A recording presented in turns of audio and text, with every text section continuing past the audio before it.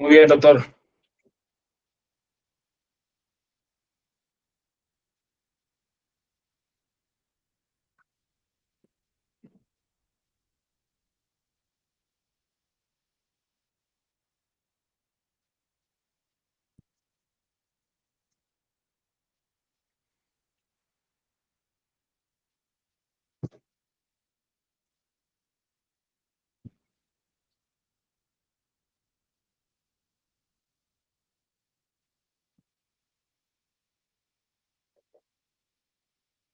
Listo, creo que Ya.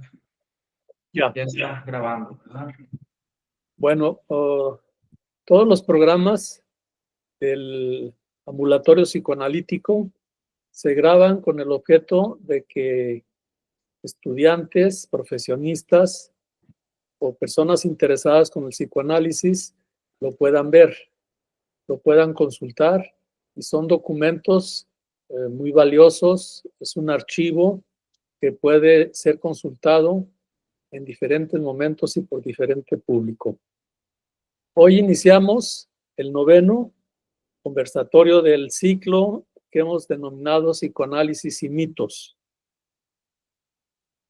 El noveno conversatorio, bajo el título Apuntes sobre el aparato psíquico y su relación con la tragedia paterna en el mito, va a ser presentado por el maestro Adalberto Gámez Carrillo, que es un docente, es licenciado en psicología, la maestría en estudios psicoanalíticos, su tesis en proceso, un docente en la escuela preparatoria número 19, tiene una cantidad de diplomados, cursos, talleres, y además ejerce la terapia clínica a través del consultorio privado. Agradecemos mucho su presencia y te damos la palabra. Te cedemos la palabra, Adalberto. Muchas gracias. Muchísimas gracias, doctor Hugo, por la presentación. Buenas tardes a todos los compañeros y compañeras que nos acompañan el día de hoy. Realmente agradecer a todo el equipo que hace posible que estas charlas se lleven a cabo, que no es tarea para nada sencilla, es compleja, yo lo sé. Agradecer al doctor Hugo, agradecer también a Roberto ahí también que apoya al maestro Roberto con toda la cuestión de la logística, coordinación, entre otras cosas. Y por supuesto también a Espacio Psicoanalítico que nos brinda justo, ¿no?, este espacio para poder hacer esta transmisión o esta charla, este intercambio sobre el estudio del psicoanálisis. ¿Sí? Bien, pues vamos a iniciar. Tengo una presentación preparada para esta pequeña charla. Me gustaría que esta charla, más que una mera explicación o descripción de la información que yo pudiera compartir, se trate más bien de un intercambio de diálogo, por lo cual, si en algún momento gustan de hacer alguna intervención durante o después de la exposición, con toda confianza, desde mi punto de vista, pueden abrir su micrófono e interrumpirme y con gusto escuchamos y hablamos. ¿Sí? Bien. Voy a presentar mi pantalla en este momento para mostrar la exposición que traigo para ustedes. Y listo. Ahí ya están viendo mi presentación de diapositivas, ¿correcto? Sí, sí se ve. Muchas gracias, doctor. Cuando el doctor a principios de año me hizo la invitación a dar una charla en este espacio, señalando que el tema o la línea de exposición sería la mitología y su relación con el psicoanálisis, pues para mí fue muy significativo, muy llamativa esta línea, al igual que todas las que ha habido, pero esta en particular me llamó mucho la atención porque es una manera o es una forma de empezar a rastrear esa relación que hay entre lo social, el discurso social, el discurso cultural y el psicoanálisis, ¿sí? Que dentro de mis áreas o mi investigación, por supuesto en la maestría, me ha llamado mucho la atención cómo el psicoanálisis se compone desde un aspecto social, no solamente el psicoanálisis interpretando la actividad social o grupal, sino cómo los grupos determinan en gran parte a un sujeto y eso se muestra en lo individual o inclusive en la clínica, por supuesto. Entonces, estos temas o este tema en particular del mito me es muy llamativo y me es muy grato también poder compartir algo de lo que yo he investigado o de lo que me llamó en particular la atención, ya sea por lo que he leído o por lo que me ha tocado realizar dentro de la terapia individual también, que es una de las ocupaciones que tengo. ¿Sí? Bien.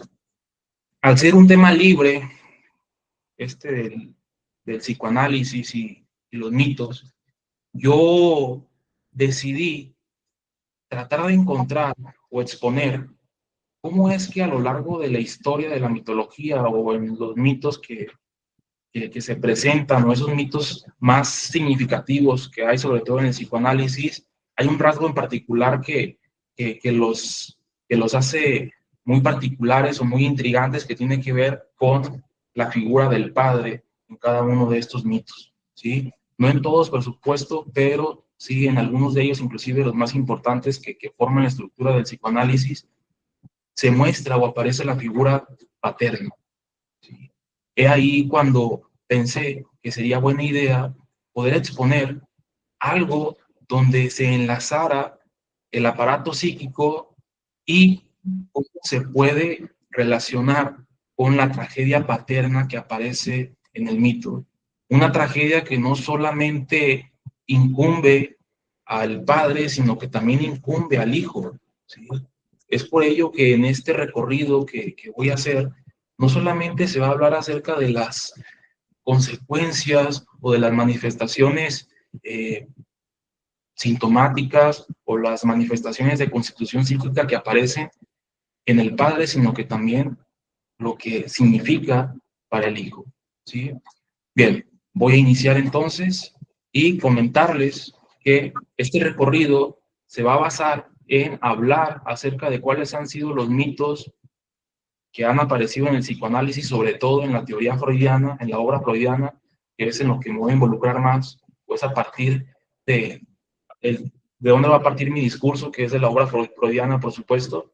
¿Sí? Entonces, voy a hablar de esos mitos que han aparecido en la obra freudiana, cómo se han utilizado en la misma obra y posteriormente voy a introducir otros mitos asociados con el padre, por supuesto, para ver de qué manera se conjugan con la constitución psíquica del sujeto y las afectaciones positivas o negativas, como le queramos nombrar. ¿Sí?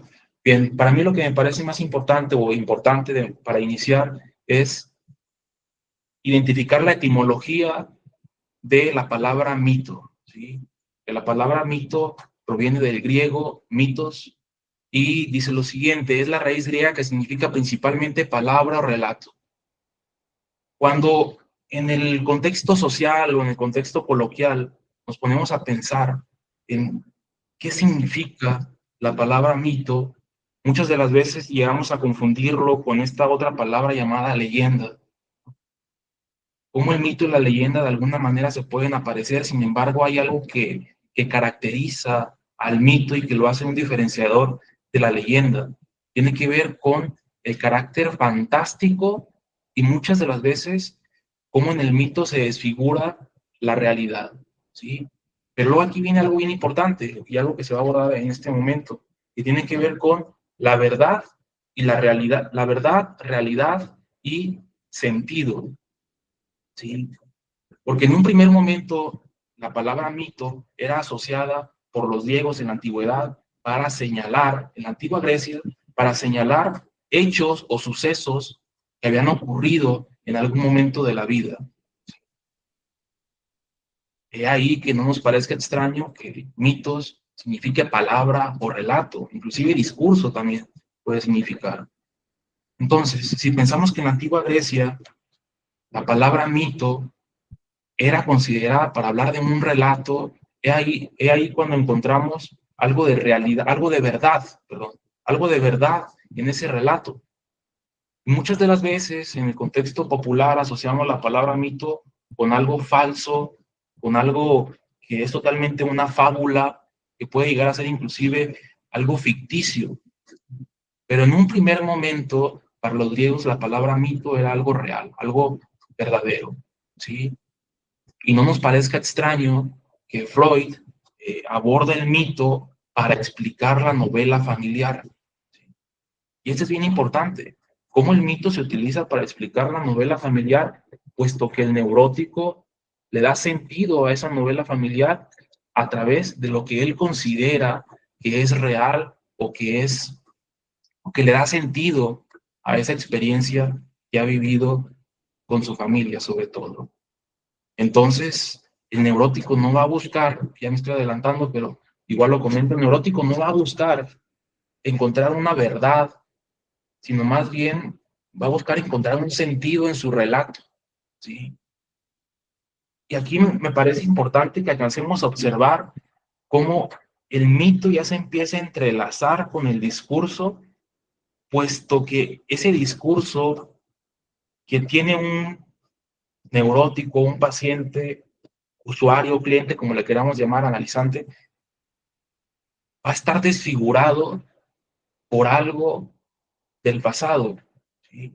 Es decir, cuenta un discurso que no es completamente verdadero, pero que eso resta importancia cuando se busca encontrar un sentido en el discurso del neurótico, o el mismo neurótico encuentra un sentido en su discurso. Entonces, para Freud le parecía muy importante el hecho de cómo el mito representa algo simbólicamente, algo simbólico, y cómo es expresado de manera oral, sobre todo por el neurótico, ¿sí? Bien, entonces me pareció importante abordar primero que nada esta etimología de la palabra mito y cómo se asocia con la palabra relato, discurso o palabra, ¿sí? Ahora bien, ¿qué es un mito? ¿Sí? ¿Es una fábula? ¿Es una verdad? ¿Es una historia? ¿O qué es el mito? Para esto me apoyo de un autor muy reconocido llamado Mircea Eliade, famoso filósofo e historiador de la religión, que en 1968 dice lo siguiente, y abro cita: el mito cuenta una historia sagrada, relata un acontecimiento que ha tenido lugar en el tiempo primordial, el tiempo fabuloso de los comienzos. ¿Sí?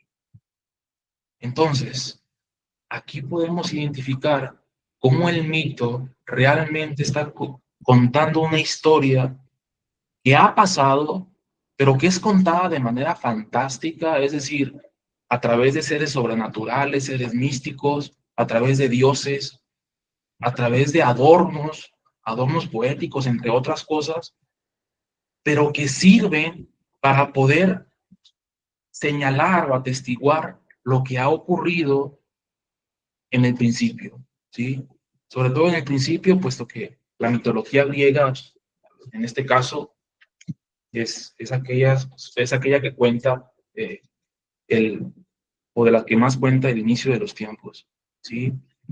Además de esto, abro otra cita, dice lo siguiente: el mito debe considerarse como fenómeno, como un modo de manifestación de la experiencia, es decir, a través de la experiencia se obtiene un significado, una interpretación que posteriormente es contada no de la misma forma que sucedió, sino a través de la percepción que se tiene de esa experiencia, de ese fenómeno que ha ocurrido, ¿sí? Puesto que no puede ser contada totalmente como algo que relate al 100% los detalles ocurridos en la experiencia o en el fenómeno, sino que se desfigura, ¿sí? Pero ¿por qué se desfigura? Esto ya es otra cosa, ¿sí? Se desfigura porque hay algo que no se puede expresar de manera explícita en el relato, en el discurso, ¿sí? No se puede expresar, puesto que eso puede llegar a ser algo aterrador, difícil de creer, algo que pudiera considerarse como prohibido, algo que pudiera considerarse como un crimen, ¿sí? Y de esta forma se hace o se toma como recurso al mito para poder expresar algo que no se puede decir explícitamente con palabras, ¿sí?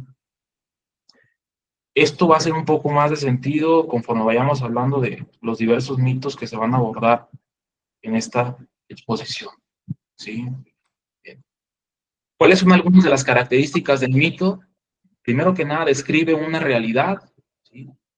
Que sea totalmente verdad, eso ya lo abordamos, ahí hay que cuestionar de que sea totalmente verdad, pero lo que sí es que para quien cuenta el mito, para quien lo expresa, está describiendo una realidad, relata hazañas heroicas, aparecen seres y actos sobrenaturales, es común leer, escuchar en un mito cómo se habla de dioses, se habla de animales fantásticos, de cosas bizarras, extrañas. Se asocia con algo sagrado, ¿sí? Algo que inclusive atañe a la religión, ¿sí?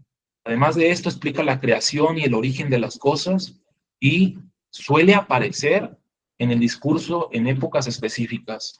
Leyendo a Mircea Eliade, encontré esta parte de cómo el mito, o antiguamente el mito, no se decía como platicarlo en una plática cualquiera, de una cena, de una comida o en el trabajo, sino que más bien el mito era dicho, era relatado en ciertas festividades, ¿sí? En ciertas celebraciones, en ciertas épocas del año, era cuando aparecía o cuando se relataba el mito. Entonces, aquí hay un orden social el cual está obligado a seguir para la expresión del mito, ¿sí? El mito está totalmente ligado al orden social, ¿sí? En términos de Mircea Eliade, el mito representa una realidad cultural, ¿sí? Y estas palabras me parecen bien potentes, bien significativas, como el mito es que representa una realidad cultural, puesto que en el mito hay un discurso que se hereda, donde hay tradiciones, que pasa de generación en generación y sigue teniendo algo de sentido cada vez que se va transmitiendo, ¿sí? Inclusive le da, organiza socialmente a las personas. Bien, ahora sí, en la obra freudiana, ¿dónde aparece el primer mito? ¿Cuándo es que Freud empieza a rescatar el tema de los mitos en su obra? Tenemos aquí un pequeño fragmento de una carta de Freud hecha a su entrañable amigo Fliess en 1897, donde ya hace mención de cómo los mitos tienen algo de significativo para el ser humano, para la mente humana, para poder expresar lo que no se puede expresar de manera clara. Abro cita, dice, ¿puedes imaginarte lo que son los mitos endopsíquicos? El más reciente engendro de mi trabajo mental. La oscura percepción interna del propio aparato psíquico incita a ilusiones cognitivas que naturalmente son proyectadas hacia afuera y que de manera característica al futuro y aún más allá. La inmortalidad, recompensa, todo el más allá son figuraciones de nuestro interior psíquico, chifladuras, psicomitología, ¿sí? Ahí Freud, antes de antes del 1900, estamos hablando ya de escritos prepsicoanalíticos, Freud ya estaba insinuando este interés por la mitología en su obra, pero sobre todo cómo el ser humano a través del mito expresa algo del psiquismo, ¿sí? De lo consciente, de lo inconsciente, de lo preconsciente, de lo que sea, pero expresa algo adornado, algo a través de las epopeyas, de estos discursos totalmente heroicos, ¿sí? De seres místicos, de dioses, de autoridades, pero algo se expresa a través del mito, algo que surge propiamente de la mente del ser humano, ¿sí? Es ahí cuando se encuentra el sentido que tiene el mito, ¿sí? No es mera fábula, no es solamente una ficción, ¿sí?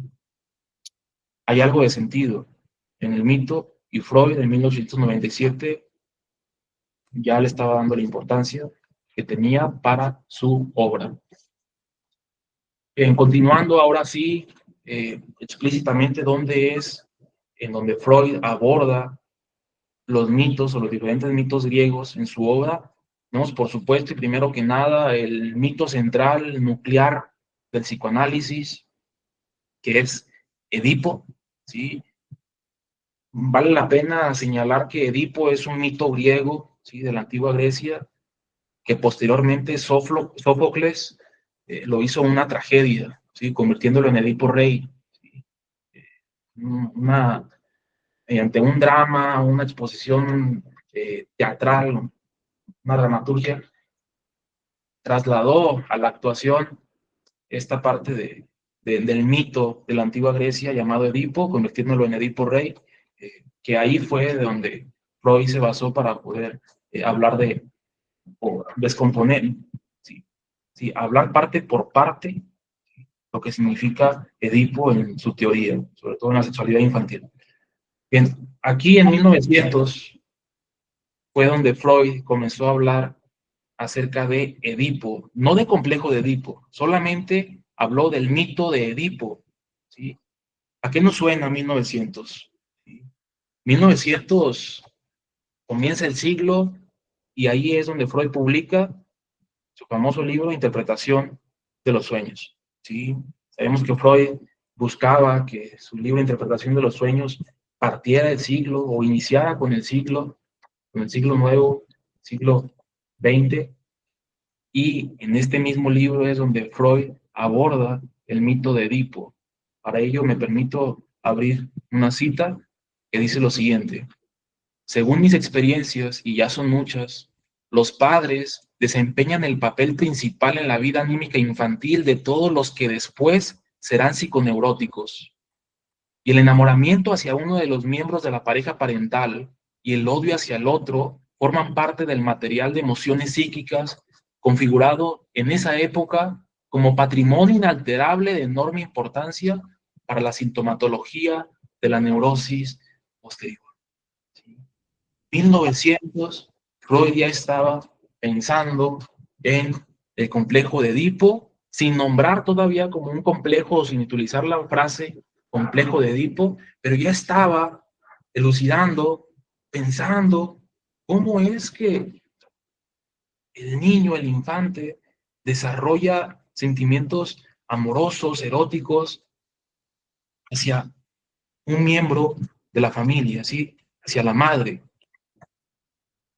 y cómo desarrolla sentimientos de agresividad hacia el otro miembro. Un poco más adelante, en la página 270, esto, por supuesto, vale la pena decir que estas citas, estas referencias son de ediciones Amorortu, y es el tomo número 4, si no me equivoco, igualmente, Interpretación de los Sueños. En la página 270, un poco después de la cita anterior, dice lo siguiente, haciendo referencia directamente ahora sí a la palabra o al mito de Edipo. Dice: me refiero a la saga de Edipo Rey y al drama de Sófocles que lleva ese título. Edipo, hijo de Layo, rey de Tebas. Edipo, hijo de Yocasta, es abandonado siendo niño de pecho porque un oráculo había anunciado a su padre que ese hijo, todavía no nacido, sería su asesino.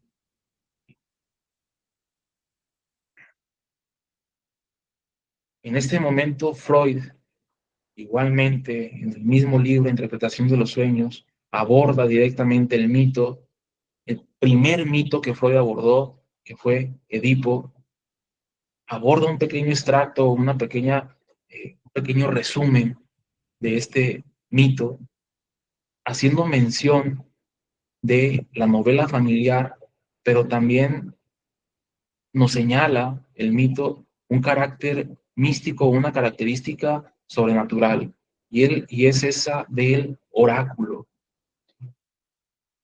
Esta cosa del oráculo o esta formación social o creación social fantástica me parece muy importante de analizar, porque el oráculo para los griegos era el destino, era lo inalterable, ¿sí? la adivinación de la suerte, de lo que iba a pasar, de qué deparaba el futuro, y era inamovible. Eso incitó, pues, a que Layo haya abandonado a su hijo, y bueno, de ahí deviene toda la historia familiar que ya explicamos y que seguramente conoce. ¿Sí? Bien, continuamos entonces.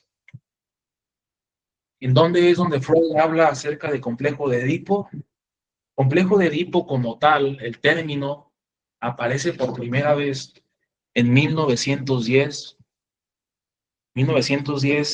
en su trabajo llamado Sobre una elección de objeto particular, ¿sí? Se llama el trabajo de Freud de 1910, y que en ese trabajo Freud aborda directamente el complejo de Edipo y cómo se desarrollan los sentimientos amorosos, la identificación, los sentimientos agresivos, entre otras cosas, del niño hacia sus progenitores. Y aquí encontramos una pequeña cita donde aparece el término complejo de Edipo. 10 años después, ojo, 10 años después, Freud en su obra lo aborda explícitamente. Abro cita, dice, antes de la cita habla acerca del niño, de los sentimientos amorosos hacia los padres, dice, se empieza a anhelar a su propia madre en el sentido recién adquirido y a odiar de nuevo al padre como un competidor que estorba ese deseo. En nuestra terminología, cae bajo el imperio del complejo de Edipo. He ahí donde Freud plasma por primera vez en esta obra, pues, sobre una elección de objeto en particular, en esta obra donde plasma la frase complejo de Edipo. Si bien es cierto, anteriormente en 1908, sobre teorías sexuales infantiles, abordó algo llamado complejo nuclear, no fue sino hasta 1910 donde acuñó directamente el término complejo de Edipo. ¿Sí? Pues aquí ya vemos cómo Freud comienza a entrelazar el mito con la novela familiar. ¿Sí? ¿Y a dónde lleva todo esto dentro de nuestra exposición? Lleva a situarnos o a identificar el papel que juega el padre dentro de la mitología, siendo la mitología un discurso de lo social, una realidad cultural desfigurada a través del discurso. ¿Sí? Bien, vamos un poco más adelante. Ahora, Narciso. ¿Sí? Narciso fue el segundo mito que Freud abordó dentro de su obra. Sabemos que Narciso era esta figura griega que se apreciaba o estaba enamorado de su propia belleza. Un día rechaza a una diosa, si no me equivoco, y esta le dio una maldición, diciéndole o llevándolo a un pequeño lago, donde en ese lago, al ver su reflejo, iba a quedar enamorado tratando de atraparlo, cayendo directamente al lago y ahogándose. En 1910, Freud, abro cita, dice lo siguiente: decimos que hallara sus objetos de amor por la vía del narcisismo, pues la saga griega menciona a un joven Narciso a quien nada agradaba tanto como su propia imagen reflejada en el espejo, y fue transformado en la bella flor de ese nombre. ¿Sí? Este texto es publicado en 1910 y aparece en la obra llamada Conferencias sobre Psicoanálisis, 5 conferencias sobre psicoanálisis, si no me equivoco, se llaman. Igualmente está en el tomo número 11 de Ediciones Amororto. ¿Sí? Bien, ahora, sabemos que tomo número 14, igual Amororto, 1914, año 1914, Freud comienza a hablar de toda la metapsicología. De hecho, ese libro es bien valioso dentro de la teoría freudiana, porque es donde se aborda la metapsicología, donde se comienza a abordar directamente la metapsicología, donde se aborda pulsiones, destinos de pulsión, líbido, narcisismo, entre algunos otros términos. Y aquí es donde se introduce justamente el narcisismo, ¿sí?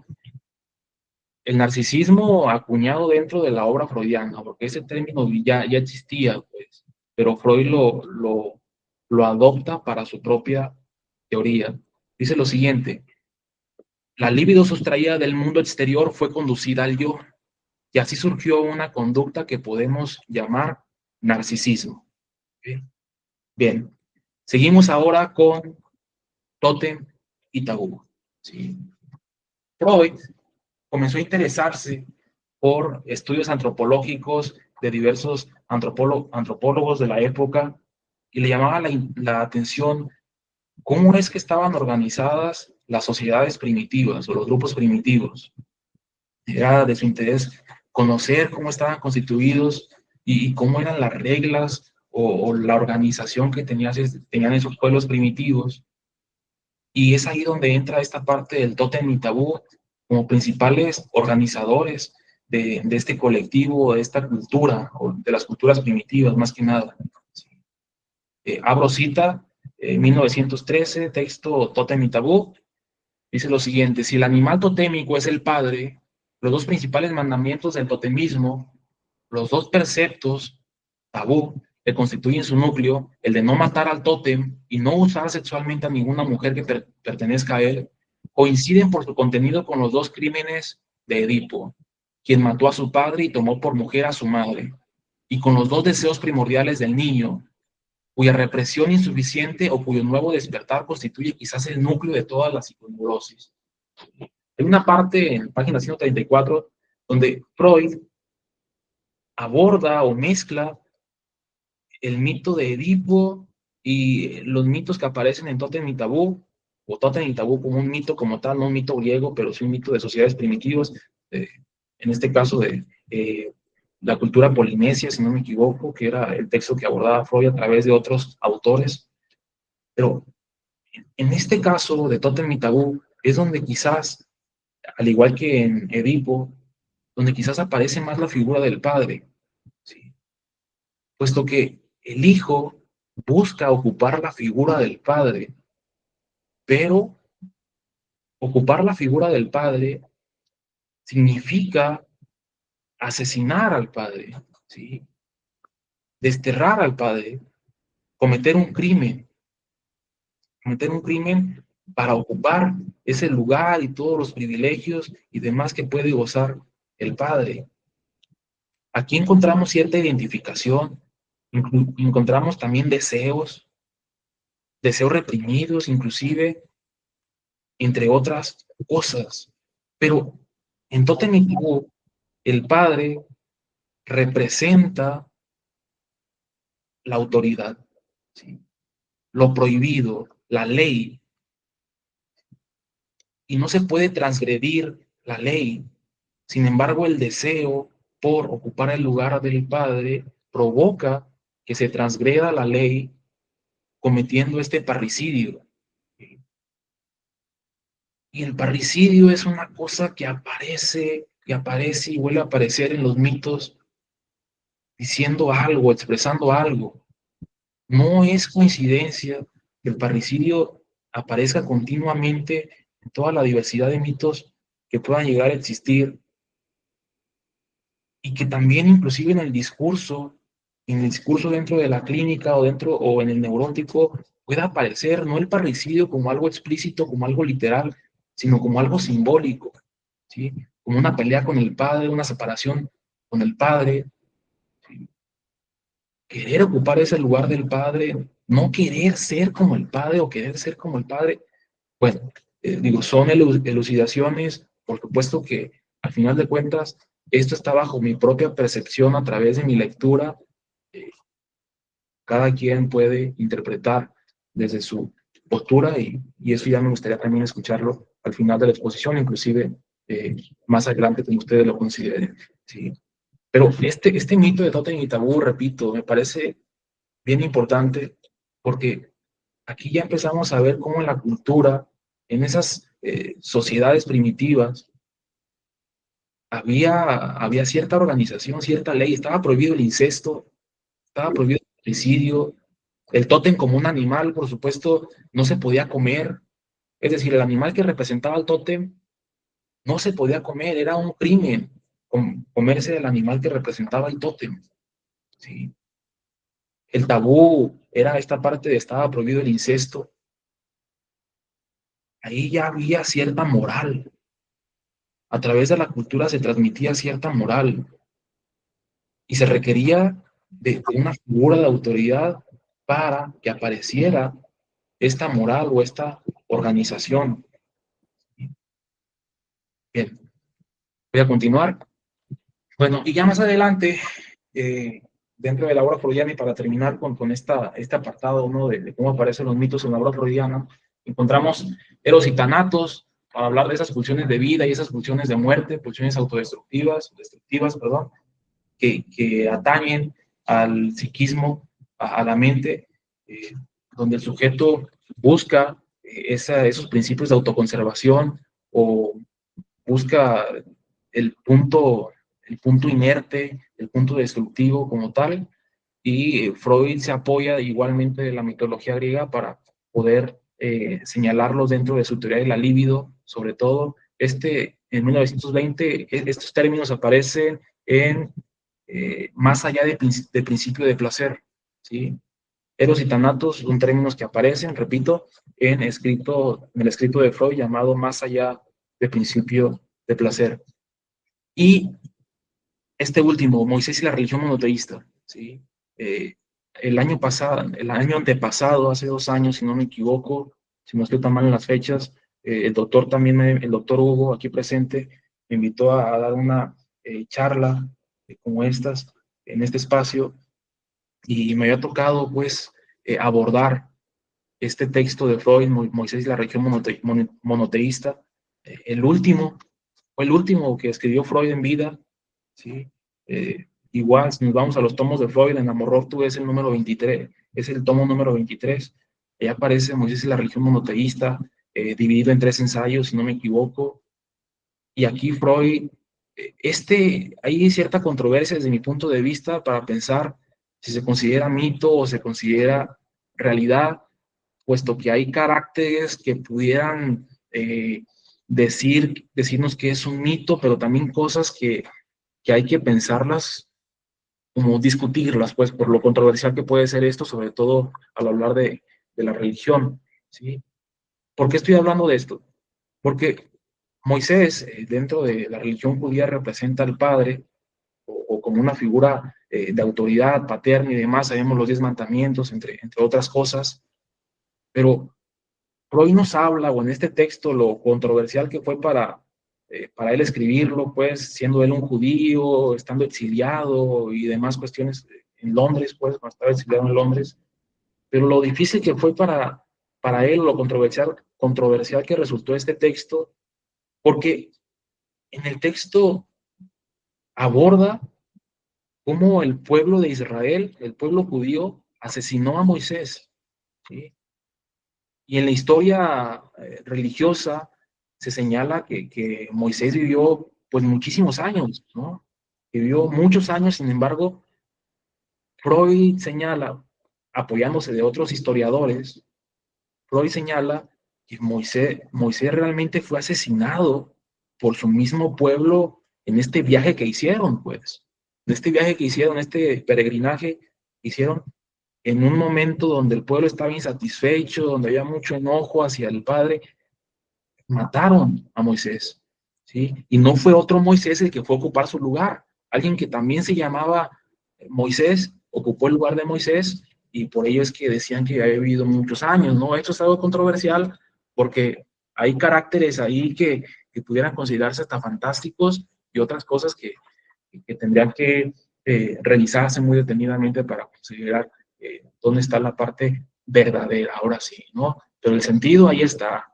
Más aparte, lo verdadero, pues eso sí hay que investigarlo muy bien, ¿sí? Y otra cuestión también que se asocia con la figura del padre es que en el mismo texto de Moisés y la religión monoteísta, Freud habla acerca de cómo Moisés realmente no fue un judío de nacimiento, no pertenecía al pueblo de Israel, sino más bien que era un egipcio, ¿sí? Un egipcio que el pueblo judío decidió adoptar como su salvador, como su Mesías, ¿no? En ese tiempo.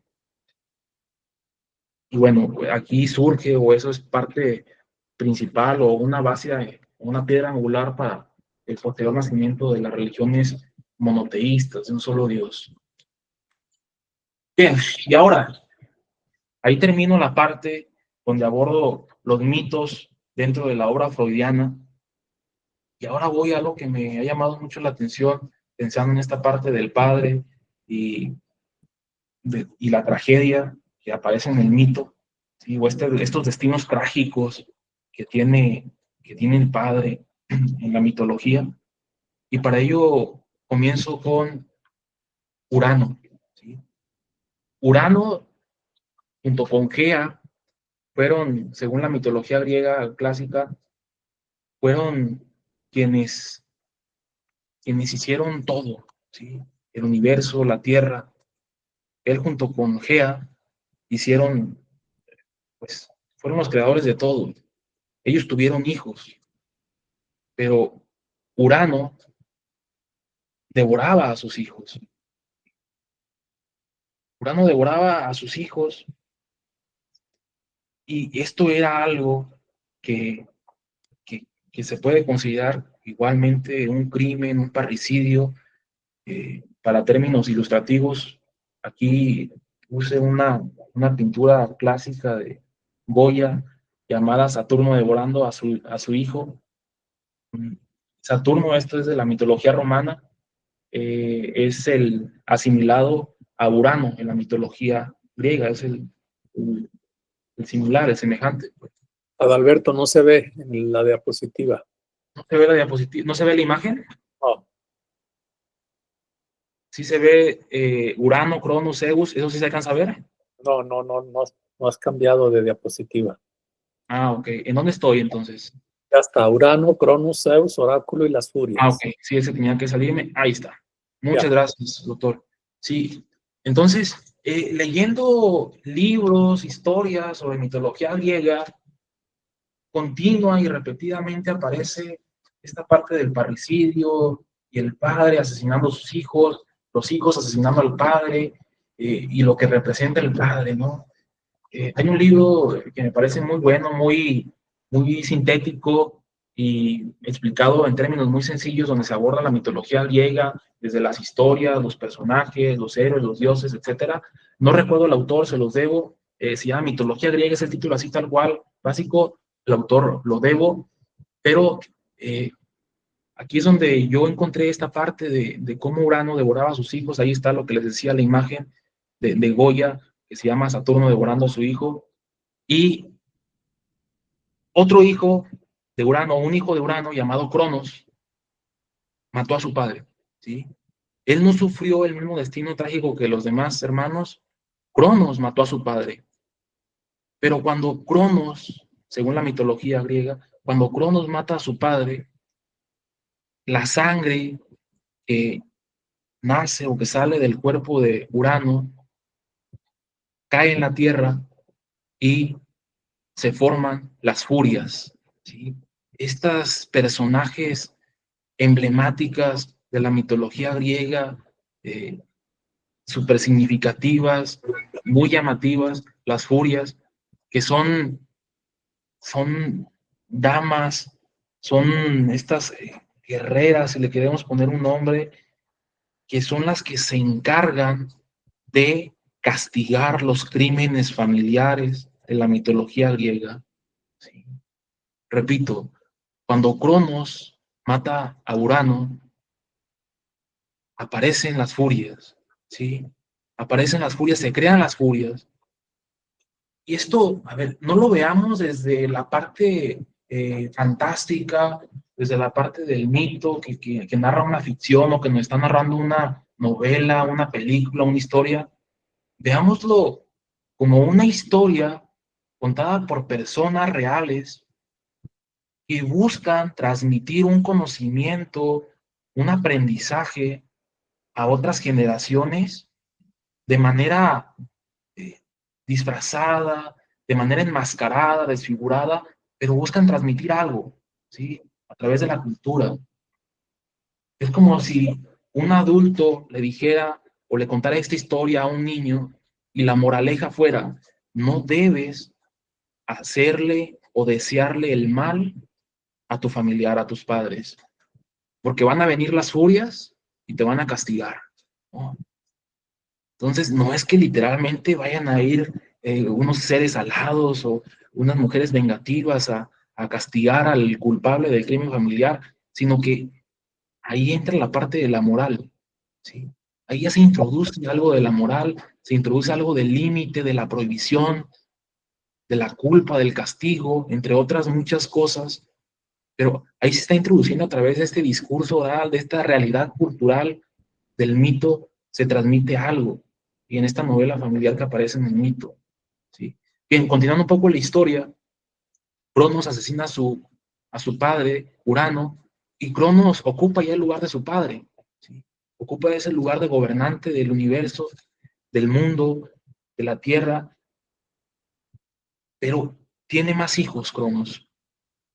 Tiene más hijos, y estos hijos sufren el mismo destino que los hermanos de Cronos. Son devorados por el mismo Cronos, ¿sí? Cronos también devora a sus hijos, también comete este parricidio, pero Cronos no es castigado por las furias. Hasta donde tengo conocimiento, no es castigado por las furias, mas sin embargo, la esposa de Cronos, que ahorita no recuerdo el nombre, la esposa de Cronos, cansada de que su esposo devorara a sus hijos, decide esconder a uno de ellos y esconde a Zeus. Cronos, ¿por qué devoraba a sus hijos? Cronos lo hacía porque el oráculo le había dado una profecía de que uno de sus hijos lo iba a matar, lo iba a asesinar e iba a ocupar su lugar como gobernante.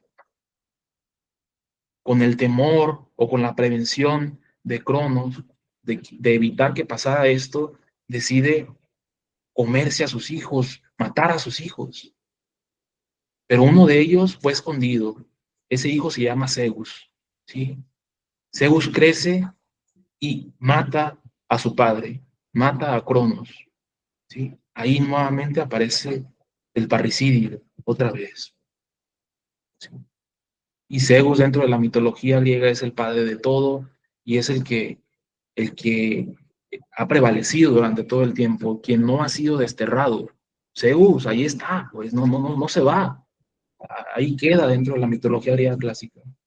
Entonces, a ver, llama la atención, llama poderosamente la atención cómo es que en estos mitos aparece la figura del hijo, el padre cometiendo el crimen, el hijo cometiendo el crimen también, sufrieron un destino trágico, puesto que el padre se queda sin sus hijos, pero los hijos también se quedan sin su padre, porque tienen que asesinar a su padre, pero el padre también tiene que asesinar a sus hijos, toda una novela familiar, pues, y repito, el tema de las furias sí es bien interesante, pero bueno, ya habrá quizás otro espacio para hablar de estas.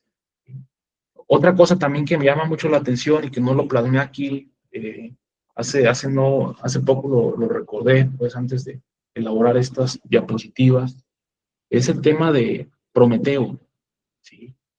Prometeo, la historia de Prometeo es que él robó el fuego de los dioses y Prometeo, al ser aliado de la humanidad, de los seres humanos, baja a la tierra y les ofrece el fuego a los seres humanos y este fuego tenía que ver con el arte y el conocimiento, pero dentro de ese mismo conocimiento quizás viene la parte de la moral, pues, ¿sí? De la autoridad, de la organización social, ¿sí? De las leyes, de las reglas, como si este fuego simbólicamente no solamente representara las artes, el conocimiento, sino que también representara algo de la moral. Así, igualmente, así lo doy yo pensando en este discurso, pensándolo como un discurso cultural, ¿sí? Bien, y por último, para terminar de hablar de los mitos, y este es más que nada una epopeya, no llevada a la expresión teatral como Edipo Rey, como Sófocles lo hizo con Edipo Rey. Este más bien es una epopeya Ulises, ¿sí? La Odisea, la famosa Odisea de Homero. Ulises narra la vida de Ulises u Odiseo, ambos nombres son correctos. Narra la vida de Ulises y cómo tuvo que irse de Ítaca. Él era el rey de Ítaca, era el gobernante de Ítaca, pero debido a una profecía o no recuerdo ahorita muy bien qué era lo que lo hizo irse, pero se tuvo que ir 20 años de su tierra a luchar a la guerra como un héroe y demás. Y en esos 20 años dejó solo a su hijo se llama Telémaco, no solamente a su hijo, sino que también dejó sola a su esposa Penélope. Dejó solos a ambos, mientras que Penélope tenía que lidiar con sus pretendientes y ella rechazando a sus pretendientes, esperando también la llegada de Ulises. Con Telémaco pasaba lo mismo. Telémaco, un joven que añoraba a su padre, que esperaba el retorno de su padre, que quería que su padre viniera a poner orden a todo ese pueblo que estaba sin un gobernante, ¿sí? Que anhelaba esta vuelta, este regreso de su padre, y bueno, 20 años después regresa a Ítaca, Ulises, después de múltiples aventuras, ¿no? ¿Y por qué no es un mito, pero sí se puede asemejar a un mito? Porque en eh, en esta narración se habla de seres fantásticos, de seres míticos, y por cómo ha prevalecido a lo largo del tiempo esta historia, ¿sí? ¿Y por qué estoy hablando de Ulises y Telémaco?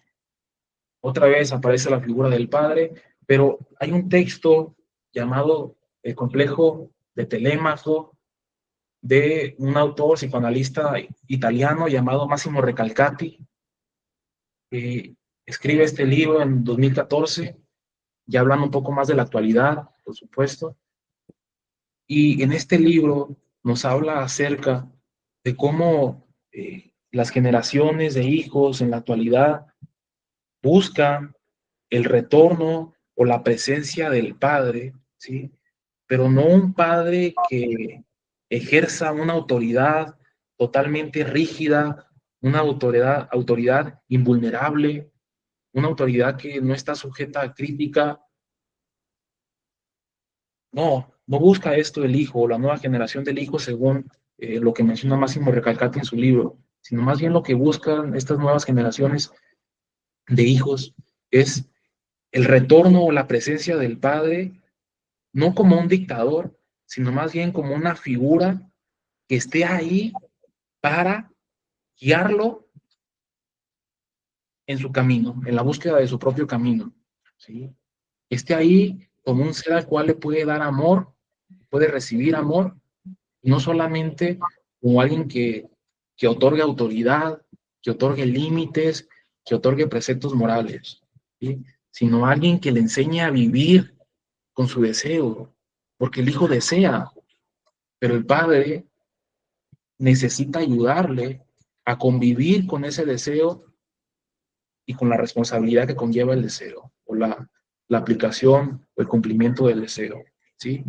Voy a leer un pequeño fragmento de este libro, está muy, muy bueno, lo recomiendo. Yo lo descubrí a través de un profesor en la maestría, repito, se llama Complejo de Telémaco, el autor es Máximo Recalcati. Hablo cita, dice: la demanda del padre no es ya demanda de modelos ideales, lo que decíamos hace un momento. Hay un cambio generacional, un cambio sociohistórico. Dice: no es una demanda de modelos ideales, ni de dogmas, ni de héroes legendarios e invencibles, ni tampoco de jerarquías inmodificables, ni tampoco de una autoridad meramente represiva y disciplinaria, sino más bien de actos, de decisiones, de pasiones, capaces de testimoniar precisamente cómo se puede estar en este mundo con deseo y al mismo tiempo con responsabilidad, ¿sí? Recalcati hace una crítica hacia los problemas sociales actuales.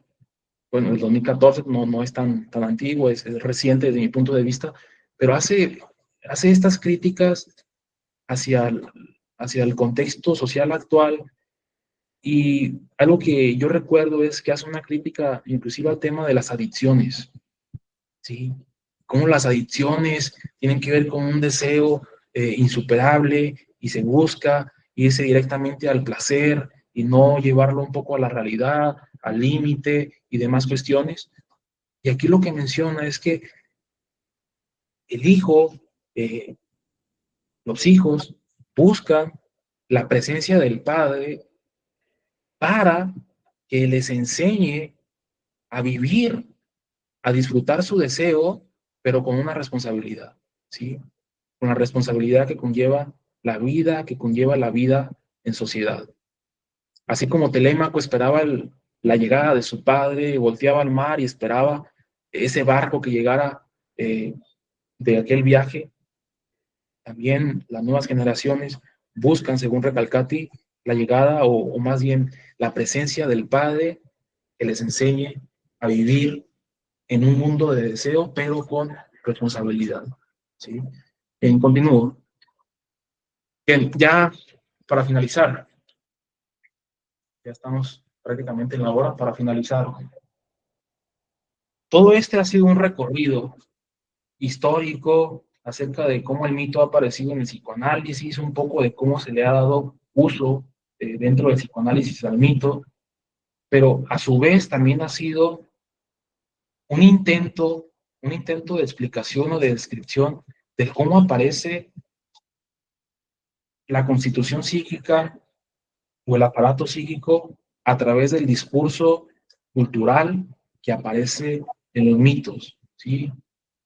Aquí yo plasmo una pequeña idea. Dice, la desfiguración inconsciente que aparece en el sueño es análoga al mito. ¿Por qué estoy plasmando esto? En interpretación de los sueños, Freud menciona que todo sueño es un cumplimiento de deseo. Sin embargo, en el sueño hay un contenido manifiesto y hay un contenido latente, ¿sí? Si no me equivoco, un contenido latente.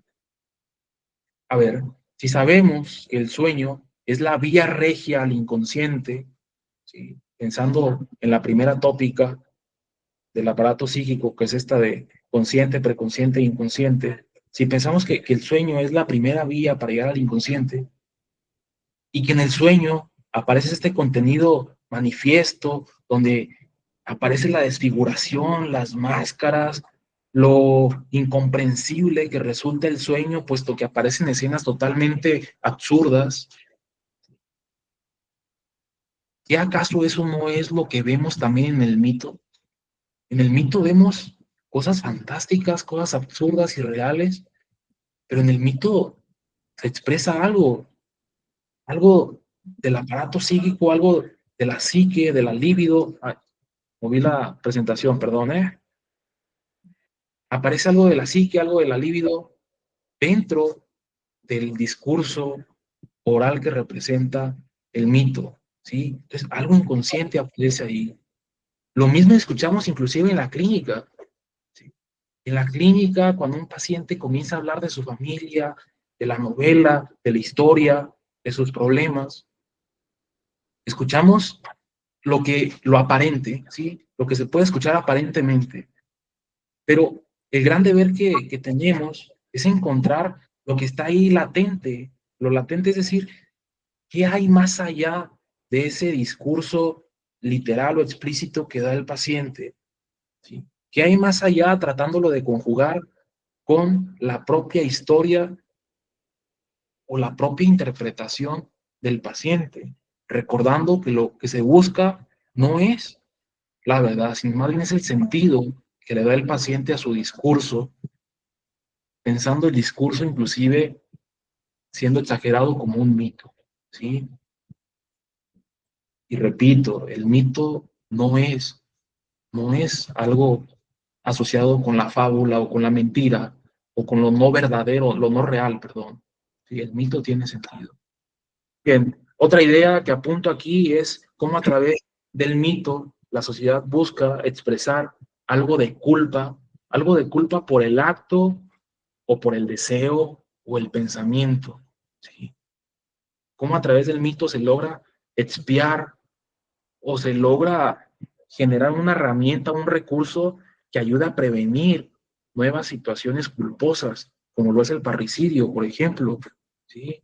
Porque el padre es el que tiene que vivir estas situaciones trágicas. Y no digo que en todos los mitos, por supuesto que no. Me refiero a los mitos que hablamos acá, ¿no? Por esa gran significante que representa la figura del padre.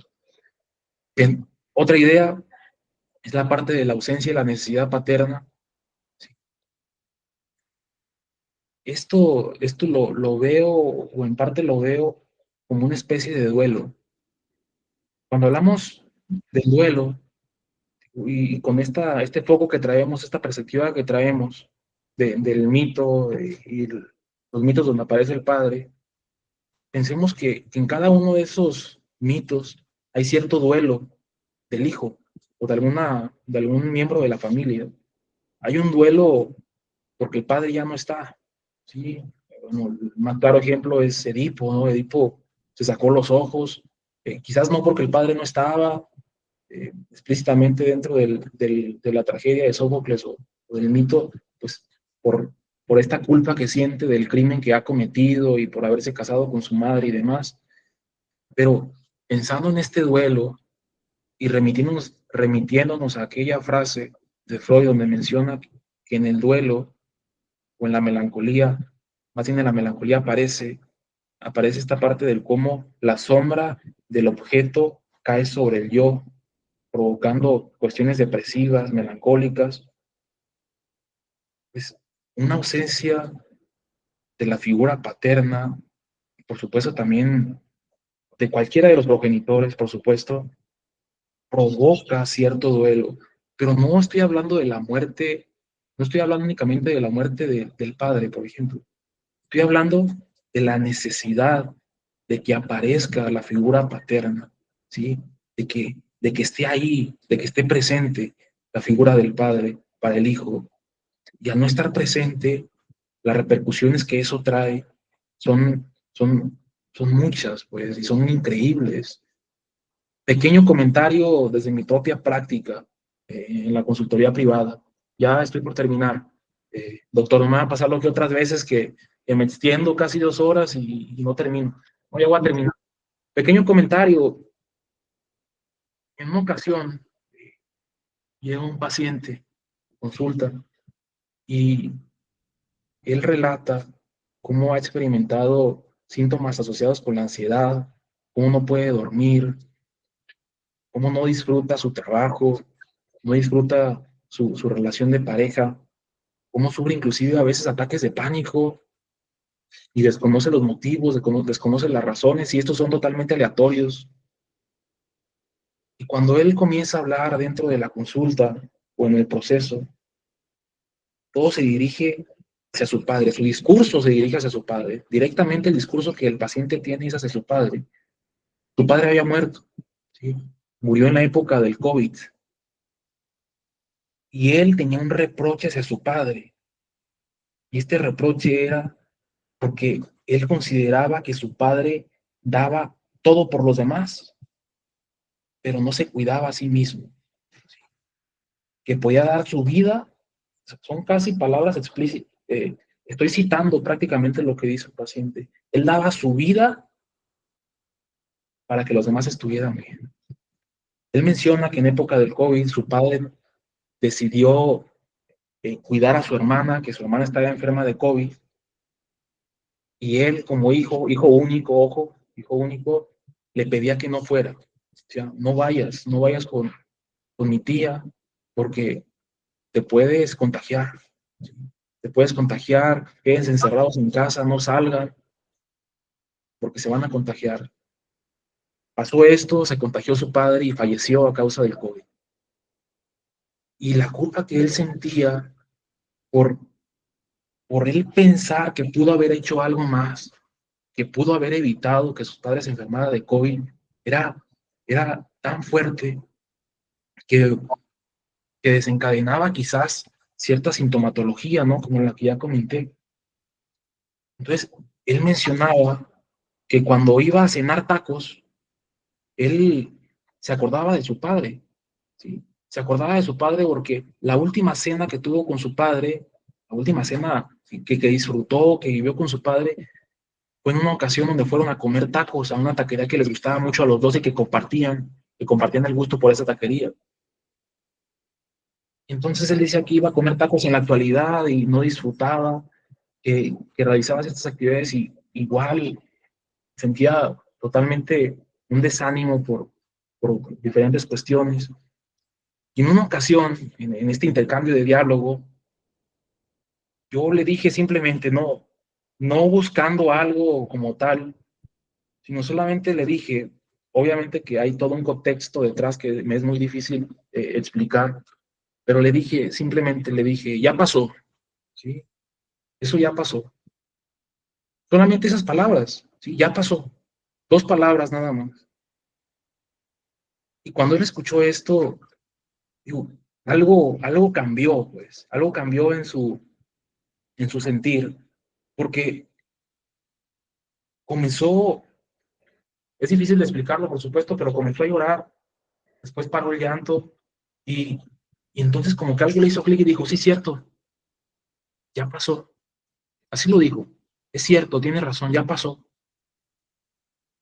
Mencionó, yo ya lo había pensado, y me lo decía mi pareja, y me lo decían más personas que ya había pasado, que eso ya había pasado, pero ahorita que usted me lo dice, le encuentro otro sentido, otro sentir, pues a eso, que ya pasó.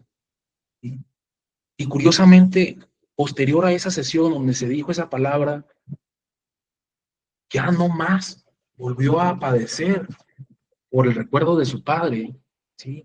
Ya hablaba cosas agradables de su padre, ya no se sentía culpable y demás cuestiones. Y no estoy diciendo que esas palabras hayan sido mágicas, ojo, estoy diciendo que fueron significativas dentro de todo un contexto de proceso terapéutico, por supuesto, y demás cuestiones. Pero el hecho de cómo en el discurso aparece algo del pasado que ya pasó, pero sigue generando efectos en el presente y que tiene que ver con la cuestión paterna, el duelo por la pérdida del padre y cómo esa figura de su padre seguía, ese fantasma, como lo dice Lacan, seguía apareciendo en su vida diaria y cómo no lo dejaba pasar. Porque el término o la semántica del ya pasó, ahorita pensándolo, no solamente es de ya pasó en tiempo, en manera temporal, ¿sí? Sino que también es de pasó en términos de movimiento, ¿sí? De ahí un movimiento. Doy un paso hacia adelante, doy un paso hacia atrás. Sigo viendo algo o doy un paso y ya no lo veo o ya no está conmigo. Entonces, quiero pensarlo de esa manera, no solamente como algo temporal, sino también como un movimiento. Bueno, continúo. Siguiendo con esta línea de la tragedia paterna y el mito, aquí menciono la adquisición de la moral y el límite, hablo del complejo de Edipo superado, aparición del principio de placer, dando lugar al superior. En un primer momento en la infancia, cuando se vive el complejo de Edipo, Freud nos menciona que para que pueda ser superado el complejo de Edipo, el padre debe de poner cierto límite para que el hijo pueda identificar que la madre no es de su dominio, no es de su autoridad, pues, ¿sí? Que no le pertenece, sino que también debe compartirla con su padre, ¿sí?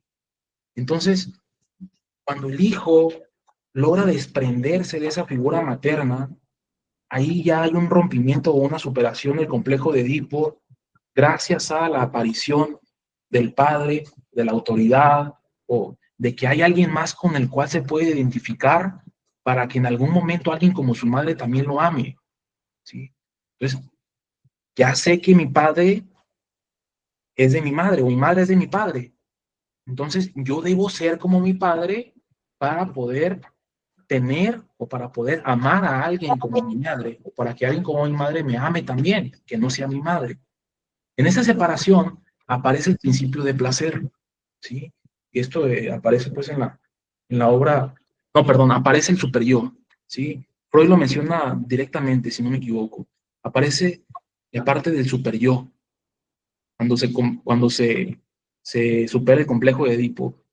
Y en la segunda tópica freudiana, dentro del yo, el ello y el superyo representa la parte moral. ¿Y qué acaso eso no es socialmente, culturalmente lo que representa el padre? Una figura moral, una figura de autoridad.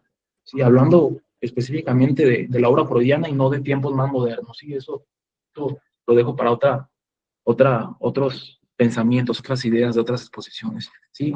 Pero ahí aparece el super-yo, donde el super-yo es la parte moral, ¿sí? Y que el super-yo ayuda a contrarrestar las fuerzas del ello, donde el ello busca el impulso, busca complacer el deseo y demás cuestiones.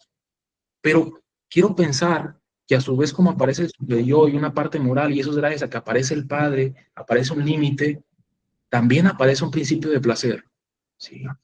Perdón, un principio de realidad. Aquí, acto fallido, puse principio de placer, lapsus freudiano, puse principio de placer, pero es principio de realidad, ¿sí? A su vez, como aparece el superyo, también aparece el principio de realidad, que se contrapone al principio de placer desde el sistema económico, de la libido, ¿sí? En el sistema económico están esos dos principios, el de placer y el de realidad. Cuando aparece el superyo, quiero pensar que también aparece un principio de realidad, porque el principio de realidad atraviesa al ser humano, aterriza al ser humano en un mundo donde hay sociedad, donde hay organización cultural, social, donde hay reglas, donde no todo es placer, donde no todo es vivir con el límite o superando el límite, ¿sí? Bien, y por último lo que ya mencionaba, pues, del duelo paterno, ¿sí? Bueno, entonces es aquí, a través de todo este recorrido, donde encuentro este anclaje con el aparato psíquico y su nexo, su vínculo con la tragedia paterna que aparece en el discurso del mito, ¿sí? Ahí están algunas de las referencias bibliográficas de las cuales me apoyé para esta exposición y agradezco mucho su atención. De mi parte es todo. Me gustaría escuchar el intercambio de diálogo que pueda salir de esto, ¿sí? Muchas gracias. Muchas gracias, Adalberto. Voy a dejar de presentar pantalla. Tenemos 10 minutos para intercambio, comentarios, preguntas. Pueden abrir su micrófono o levantar la mano que, como símbolo de que quieren tomar la palabra, y Adalberto está listo para contestar las preguntas.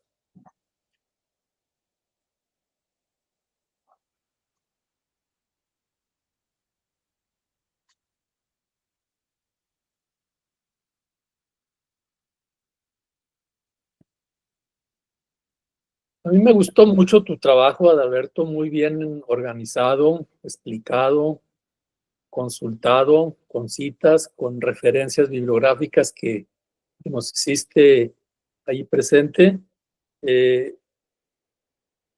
Yo creo que los mitos son fundantes para la historia de los pueblos. Y así también los mitos son fundantes para el psiquismo humano. ¿Qué piensas tú de eso?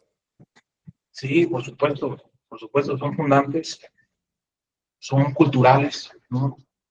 Hay esta frase que yo recuerdo citándolo a ustedes, ¿no? Que todo lo cultural, o toda la cultura es hecha por el hombre, todo lo que es cultura es lo que hace el hombre, pues un mito desenvuelve toda una cadena de herencia, de tradiciones, de costumbres, que se desencadenan en ciertos ritos, en ciertos discursos orales que son transmitidos de generación en generación y que van constituyendo, van fundando, por supuesto, un pensamiento colectivo, pero que también dan sentido a la experiencia individual de cada sujeto, ¿sí? Dan sentido porque si nos remitimos a cuestiones de religión, por ejemplo, ¿sí? En cuestiones de religión, ¿cuántas veces no utilizamos en nuestro lenguaje cotidiano citas quizás religiosas o citas de parábolas o citas de refranes, de dichos que culturalmente se usan y los usamos nosotros individualmente para darle un sentido o un significante a lo que estamos viviendo? Una cosa es que nos hagamos conscientes de eso y otra cosa es que no, que lo dejemos pasar, pues, pero tiene un significado, por supuesto, y en los pueblos, lo que es el teatro, ¿no? El teatro viviente de los mitos. Otro punto que también me interesó mucho y que sale de tu charla, obviamente yo tengo muchos puntos muy interesantes que después comentaremos, pero es la relación del mito con la realidad. Eso es muy importante porque el mito no es mentira. El mito se construye con la realidad, pero también el mito se construye para transformar la realidad. Exacto, sí. Y creo que también el mito se construye para negar la realidad. Sí, sí, sí. Es que pensemos en los mecanismos de defensa de Freud: negación, sublimación. Negamos parte de la realidad, pero también tratamos de transformar esa realidad que vivimos, pues, ¿sí? Ya sea como para defendernos, para evadir, o para enfrentar o entender la realidad. Dentro de ahorita que habló usted de esto, doctor, dentro de la terapia psicoanalítica, eh, no es como tal que sea un erudito de esto, pero recuerdo muy bien que hay tres fines o tres destinos en la cura psicoanalítica, ¿no? Uno de ellos tiene que ver con la parte de la aceptación, ¿sí? La aceptación de la realidad que vive el sujeto, de esa realidad que tiene cierto sentido para el sujeto. Número dos, la parte de la tramitación. La tramitación entendida como un entendimiento o una explicación que hace el propio sujeto de su vida. Es decir, a partir de que entiende la persona su propia vida, sus propias experiencias, su propio discurso, su pensamiento y demás, puede lograr superar algo. Entonces ya llevamos una aceptación, una tramitación. Y por último, la sublimación, ¿sí? Esa capacidad de transformar, ¿sí? Y los mitos no son estáticos, desde mi punto de vista. Podemos pensar que así lo son porque se han perdurado durante muchos años, pero en el imaginario individual o colectivo, en la escena social, esos mitos se van desfigurando cada vez que pasan por un individuo. Se van transformando a conveniencia, quizás, ¿sí? O por diferentes cuestiones se van transformando. Bueno, pues, esta sería la conclusión, si te parece, ¿No? de tu obtenida, de tu explicación, de tu charla. Los mitos, herencia cultural de los pueblos y organizadores del psiquismo humano. Sí. Me guarda la frase, doctor. Me Bueno, guarda. está obtenida de tu comentario, de tus exposiciones. Te agradezco muchísimo a todos los asistentes. Si Gracias. desean constancia, lo pueden solicitar. Tenemos conversatorios el último. Gracias, ayer Heriberto te aplaude, te manda un aplauso muy Gracias. efectivo. Gracias, Heriberto. Tenemos los conversatorios cada mes. Todavía tenemos el de octubre, perdón, el de noviembre. Ando perdido. Tenemos el de octubre, noviembre y diciembre. 3 conversatorios para finalizar este ciclo. El próximo, Samuel Íñiguez es el comentarista, es otro alumno también, egresado de la maestría. Invitamos para que asistan, se registren. A los ponentes, en este caso Adalberto, muchas gracias, te felicito por el manejo, la formación. Muchas gracias. Y un alumno excelente de espacio que está ya en la vida profesional, destacado como estudiante del psicoanálisis. A todos ustedes, muchas gracias. Espacio Psicoanalítico y el Laboratorio Psicoanalítico les da un abrazo cordial, fraterno, y que tengan buenas noches. Muchas gracias. Buenas noches, doctor. Gracias a los asistentes. Para todos, buenas noches. Buenas noches.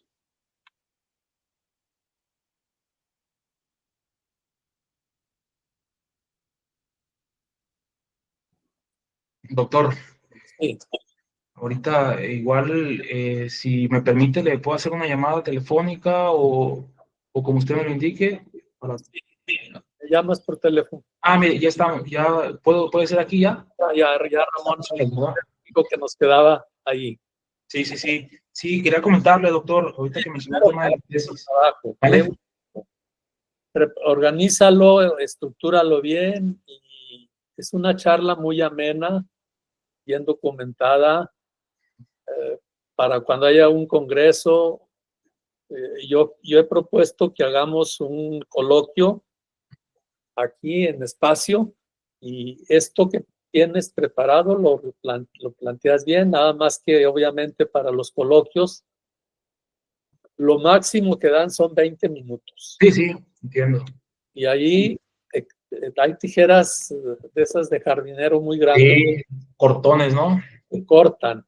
Y dan cortones. No, está muy bien, muchísimas gracias, le agradezco. Y luego también el manejo que tienes ya es también resultado de la charla de la otra, el manejo que tienes de Totem y Tabú, Moisés, es también, Sí. ya lo transfieres muy bien, organízalo y eso pueden ser charlas, pueden ser conferencias, y si hacemos un coloquio, pues ahí puedes presentarlos. Sí. A ver, ahora sí dime. ¿Esta se va a quedar grabada en YouTube? Sí, está en YouTube todo. Ah, ok, sí, para ahí, digo. Creo que todavía está grabándose. Ah, ok. Bueno, ¿cómo sacamos la grabación?